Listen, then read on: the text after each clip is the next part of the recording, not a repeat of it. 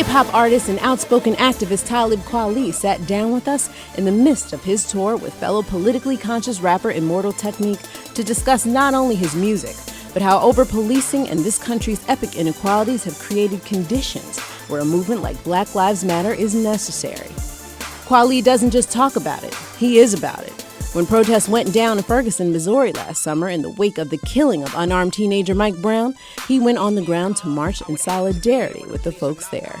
You said, of course all lives matter, but until Black lives matter, all lives won't matter. Can you expound on that a little bit?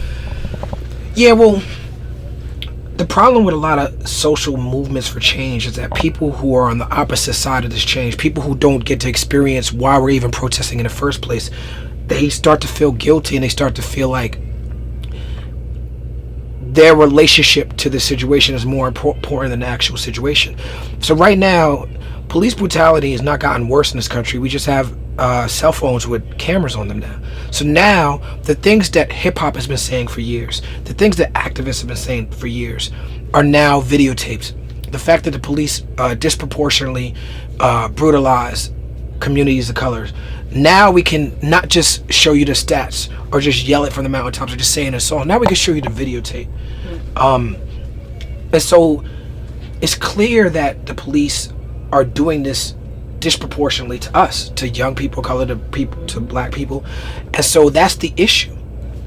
When you make it about all lives matter, you're making it about yourself. When you're saying what about white people, you make it about yourself. When you say what about Black on Black violence, you're somehow saying because you personally believe that Black people are more prone to violence, that somehow that means we don't have the right to exist. That's a very slippery slope. It's very dangerous to think that, you know, first of all, Black on Black violence is a myth. All races kill each other more than other races. Do Black people kill each other disproportionately more than other races? Yes, because disproportionately we have higher unemployment. Disproportionately we're forced into poverty. We don't get to be educated. We get denied jobs. We get denied good housing, good health care. And that creates crime.